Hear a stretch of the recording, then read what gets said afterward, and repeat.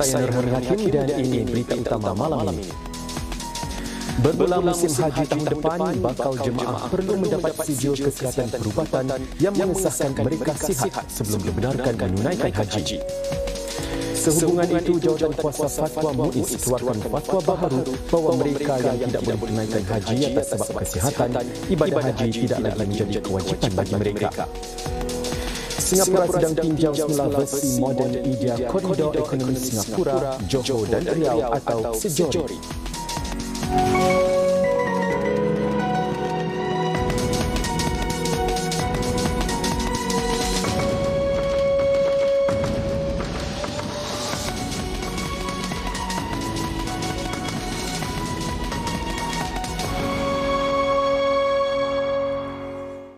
Salam sejahtera.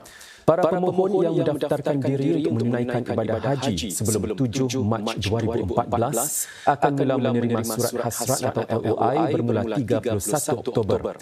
Bagi musim haji tahun depan, para pemohon juga perlu mendapatkan sijil kesihatan perubatan yang mengesahkan mereka sihat sebelum boleh menunaikan haji. Ini menyusuli langkah Kementerian Haji dan Umrah MOHQ Arab Saudi baru-baru ini mengumumkan syarat kesihatan baru bagi bakal jemaah haji tahun 2026.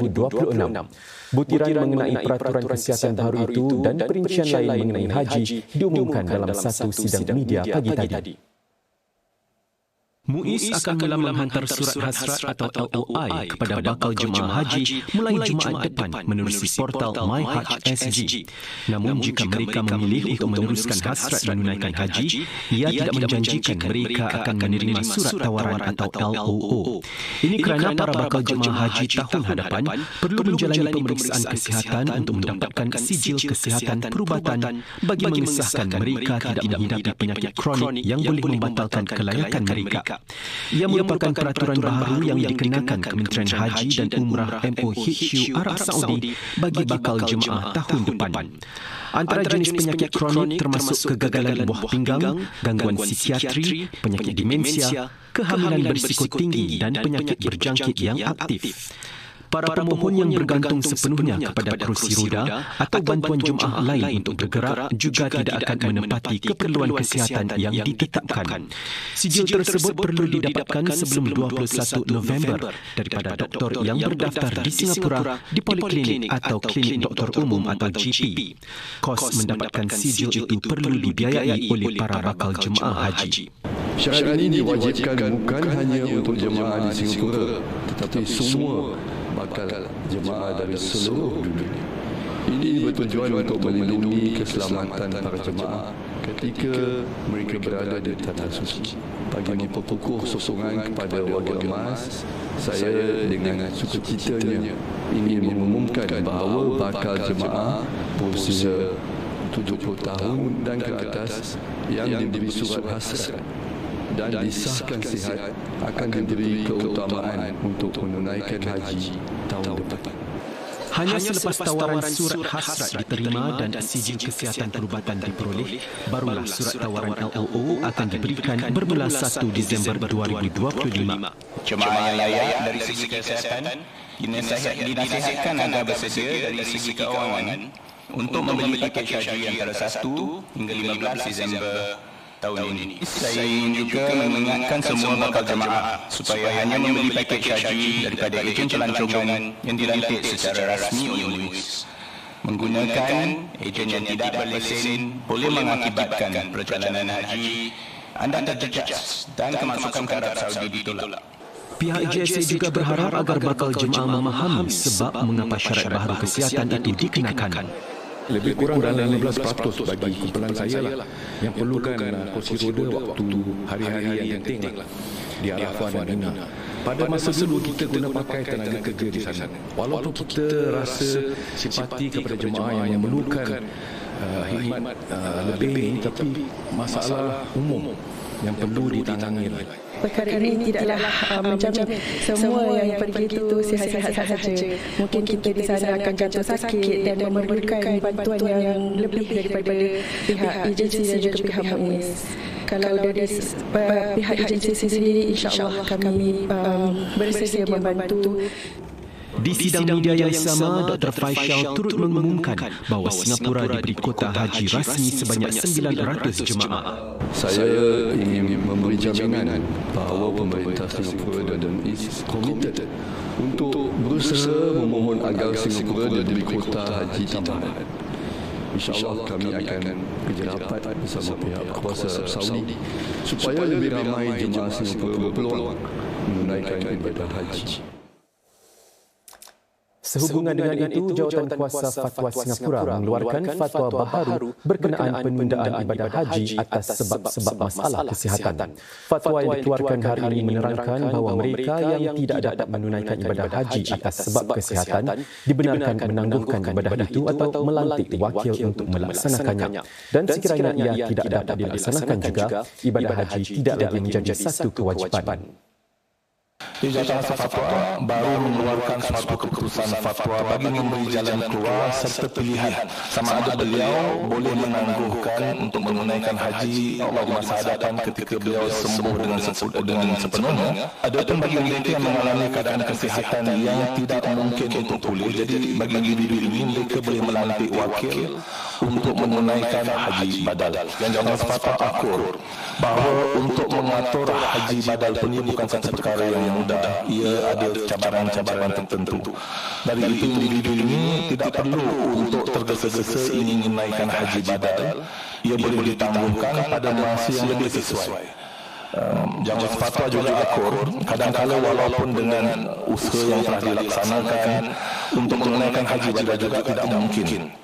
Dalam keadaan yang sedemikian rupa, sebagaimana telah ditetapkan oleh para ulama terdahulu, individu yang tidak berjaya untuk menunaikan haji badal walaupun setelah berusaha, bagi individu ini menunaikan haji tidaklah menjadi satu kewajipan lagi. Kami juga akur bahawasanya fatwa yang dikeluarkan ini sesuai dengan masa sekarang kerana keadaan demografis jemaah Singapura bagaimana dan kemudian penerimaan masyarakat tentang hukum haji itu sendiri. Haji itu adalah wajib. Kewajipan itu perlu disertakan juga dengan persiapan mental, persiapan keuangan dan akhirnya persiapan kesihatan. Sekiranya jemaah boleh bersabar seketika menerima fatwa ini dengan hati yang terbuka, berlapang dada, insya-Allah dipermudahkan nanti urusan hajinya sama ada tahun hadapan atau tahun-tahun berikut. Berita beralih ke perkembangan luar negara selepas ini. Antaranya banjir buruk menimpa Perak dengan lebih 2,100 penduduk terpaksa berpindah. Teruskan bersama kami.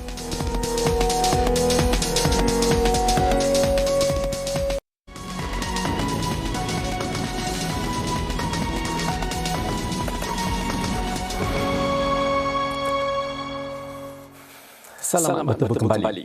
Singapura sedang meninjau semula idea koridor ekonomi tiga negara meliputi Singapura, Johor dan Riau di bawah versi moden segi tiga pertumbuhan sijori.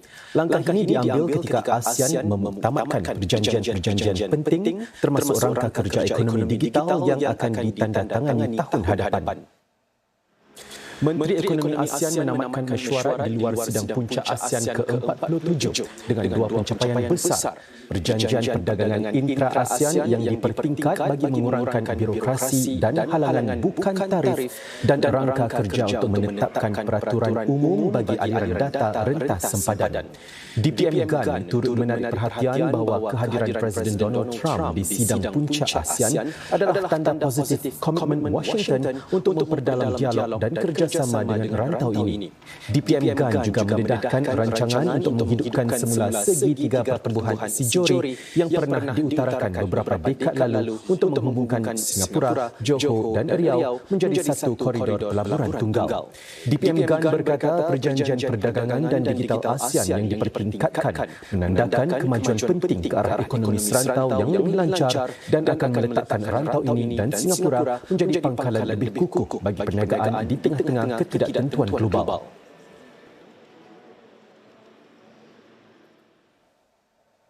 Timur Leste sedang bersiap sedia untuk melakar langkah bersejarah iaitu menjadi anggota terbaru ASEAN apabila blok itu bersidang di Kuala Lumpur hujung minggu ini. Timur Leste berharap keanggotaannya dalam ASEAN akan membuka peluang kepada perdagangan lebih luas, peningkatan pelaburan serta lebih banyak peluang pekerjaan untuk golongan mudanya. Koresponden Sasibar Ismail melaporkan. Lagu Timur ini merupakan satu seruan kepada sektor swasta dan pemerintah luar bahawa Timur Leste kini terbuka kepada perniagaan. Ia menandakan pembukaan Expo Perdagangan Antarabangsa Dili 2025, pameran perdagangan antarabangsa pertama Timur Leste. Ia menghimpunkan perniagaan tempatan dan syarikat asing untuk mempamerkan produk, meneroka kerjasama dan menggalakkan pelaburan-pelaburan baru. Bagi ramai yang hadir, inilah gambaran masa depan sedang Timor Leste bersiap sedia menyertai ASEAN dan mengambil tempatnya di pentas rantau. Membership will open the market of more than 600 million people. It will connect us more deeply into regional supply chains and make Timor Leste a more attractive place to invest.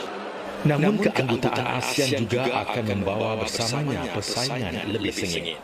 Perniagaan Timor Leste dijangka berdepan tekanan daripada syarikat-syarikat serantau yang lebih berpengalaman. Timor Leste juga sedang melabur dalam infrastruktur untuk menyokong perdagangan. Pelabuhan moden ini yang mula beroperasi pada tahun 2022 menjadi pintu masuk penting bagi mempelbagaikan ekonominya. Pelabuhan Tiba adalah prasarana terbesar di Timor Leste. Ia dilengkapi dengan alat-alat menggerak kargo yang paling moden dan mempunyai kapasiti mengendalikan sehingga 1 juta kontainer setiap tahun. Dalam wawancara eksklusif bersama CNA, Presiden Timor Leste berkata, Dili bersedia untuk menjadi tuan rumah sidang puncak ASEAN pertamanya pada tahun 2029 dan berjanji untuk tidak menjadi beban kepada blok tersebut. Since independence, we never failed our 5-year cycle of election for president and for government, for parliament. Every 5 years, almost to the clock, like a Swiss clock, and the results always accepted, not contested. And it produces very diverse political arrangements, so it shows the strength of democracy. Menurut Indeks Demokrasi Antarabangsa, Timor Leste dianggap sebagai negara demokrasi terkuat di Asia Tenggara. Pakar-pakar politik pula percaya keanggotaan negara itu boleh membawa tenaga segar kepada ASEAN. Timor Leste, because of its history of fighting against Indonesian occupation, it's very vigorous in defending its civil liberties in political space. And looking at the leaders of Timor Leste, like Zanana and Ramos Horta, they are contrasting, they're probably less shy of voicing their divergent opinions in a room that is usually bound by consensus. Pada tahun 2023, negara-negara anggota ASEAN bersetuju untuk menerapkan pelan tindakan bagi kemasukan Timor Leste ke dalam blok tersebut. Namun kemasukan rasmi negara itu ke dalam ASEAN pada bulan Oktober sebenarnya sekadar satu pencapaian penting, bukan garisan akhir. Our private sector would like to have more engagement with our own region, people-to-people connections that will build a strong Southeast Asia. Hakikatnya, bagi Timor Leste, keanggotaan ASEAN merupakan juga permulaan baru. Sebuah negara termuda Asia Tenggara yang senada dan harmoni ke arah masa depan lebih cerah. Saya Tibar Ismail untuk Berita Mediacorp, Dili. Presiden Donald Trump berkata Israel akan kehilangan semua sokongan Amerika Syarikat jika ia menakluk tebing barat wilayah Palestin yang diduduki Israel sekarang. Encik Trump berkata demikian dalam wawancara dengan majalah Time yang diterbitkan semalam. Beliau menolak undian para anggota Parlimen Israel baru-baru ini mahu merampas kawasan tebing barat serta meluluskan 2 rang undang-undang yang akan membuka jalan untuk wilayah Palestin itu diambil alih. Naib Presiden Amerika J.D. Vance dan Setiausaha Negara Marco Rubio kini berada di Israel untuk menyelia pelan damai di Gaza. Kedua-dua pemimpin Amerika itu turut mengkritik undian Parlimen Israel itu. Menurut Encik Vance, langkah itu merupakan satu tamparan dan bercanggah dengan dasar-dasar Presiden Trump. Encik Rubio pula berkata ia membahayakan gencatan senjata yang rapuh di Gaza. Encik Rubio bertemu dengan Perdana Menteri Israel Benjamin Netanyahu ketika pentadbiran Trump berusaha melanjutkan pelaksanaan perjanjian gencatan senjata Gaza.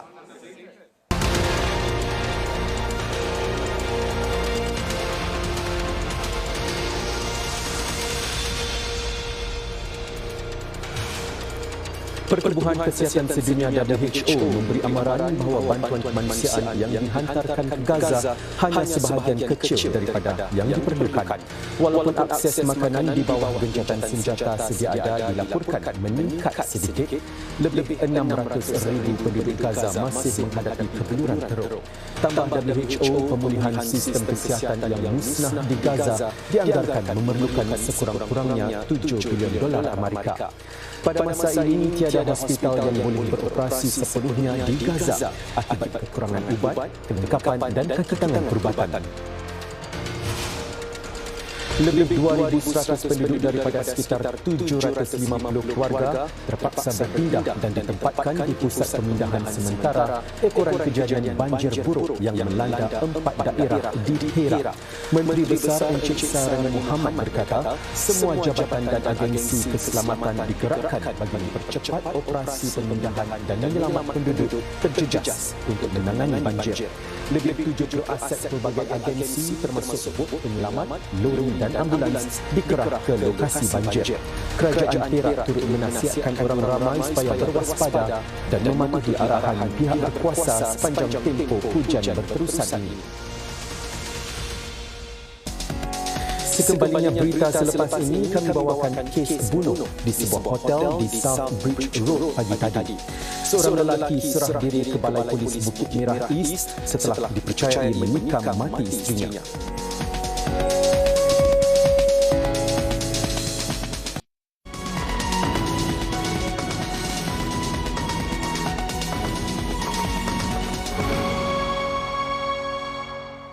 Terima kasih kerana masih bersama berita. Seorang lelaki berusia 41 tahun diberkas atas tuduhan membunuh isterinya yang dijumpai mati di sebuah hotel di South Bridge Road pagi tadi. Lelaki itu menyerah diri di Balai Polis Kejiranan Bukit Merah East pada 7.40 pagi tadi. Mediacorp difahamkan bahawa pasangan suami isteri itu berasal dari Indonesia dan wanita berusia 38 tahun itu maut akibat ditikam. Lelaki itu akan didakwa di mahkamah esok. Polis dikerahkan ke tempat kejadian setelah suspek menyerah diri. Mangsa ditemui terbaring di sebuah bilik hotel Capri by Fraser, China Square dan disahkan mati di tempat kejadian. Pengendali hotel tersebut, Fraser's Hospitality, menyatakan pihaknya memberi kerjasama dengan pihak berkuasa bagi siasatan kes ini. Jika didapati bersalah, lelaki tersebut boleh dikenakan hukuman mati. SMRT melabur lebih $1 juta dalam bentuk sebuah mesin baharu bagi meningkatkan mutu landasan di laluan yang dikendalikannya. Ini bertujuan memperkukuh keandalan rel sebagai sebahagian daripada usaha SMRT melakukan inovasi dan menaik taraf sistemnya. Landasan kereta api menjadi haus dan lusuh setelah beroperasi selama beberapa dekad. Bagi menangani isu seperti calar serta memastikan rangkaian rel kekal selamat, SMRT menggantikan sebahagian landasan setiap hari. Sejak Februari, SMRT menggunakan mesin penyimpal baharu ini bagi menyambung segmen landasan dengan lebih lancar dan tepat berbanding sebelum ini. Antara jam 1.30 pagi hingga 4.30 pagi setiap hari, mesin penyimpal landasan ini menyampung 2 batang landasan berukuran 18 meter menjadi satu landasan sepanjang 36 meter dengan kira-kira 5 rel begini dibuat setiap hari. Rel landasan lebih panjang ini kemudian dihantar ke seluruh rangkaian laluan utara selatan dan timur barat bagi menggantikan landasan yang sudah haus dan lusuh. SMRT menyatakan mesin yang digunakan ini memberikan hasil yang lebih konsisten. Ini kerana sistem otomatiknya mampu membariskan kedua-dua segmen landasan dengan tepat. Ia suatu peralihan daripada kaedah manual sebelum ini yang mana penyambungan landasan dibuat dengan menuang lubang cair ke dalam acuan. The system is purpose-built for a unique and space-constrained track on the north-south and east-west lines. This enhances our efficiency by 20% and improve our reliability. SMRT menambah bahawa mesin baharu ini mengurangkan masa menyimpal daripada 40 minit kepada hanya 15 minit. Ia juga memerlukan bilangan pekerja yang lebih sedikit untuk mengendalikannya. Setakat ini, 8 jurutera dan tangan teknikal terlatih untuk menyokong operasi dan penyelenggaraan mesin tersebut. SMRT menyatakan pihaknya akan terus melabur dalam pembangunan tenaga kerja dan teknologi. Harga flat HDB jualan semula dalam suku ketiga tahun ini naik 0.4% berbanding suku kedua. Kadar kenaikannya terus semakin rendah buat 4 suku berturut-turut. Malahan kadar kenaikan harga flat HDB jualan semula dalam suku ketiga lalu adalah yang paling rendah dalam perbandingan setiap 3 bulan sejak suku kedua tahun 2020. Jumlah flat yang bertukar tangan dalam suku ketiga pula naik 1.7% daripada sekitar 7,100 unit dalam suku kedua kepada sekitar 7,220 unit antara Julai hingga September lepas. Bagaimanapun, dibandingkan dengan tempoh yang sama tahun lalu, jumlah flat yang bertukar tangan dalam suku ketiga tahun ini merosot 11.3%. HDB juga akan melancarkan penjualan kira-kira 4,600 flat BTO pada Februari depan. Flat-flat itu terletak di Bukit Merah, Sembawang, Tampines dan Toa Payoh.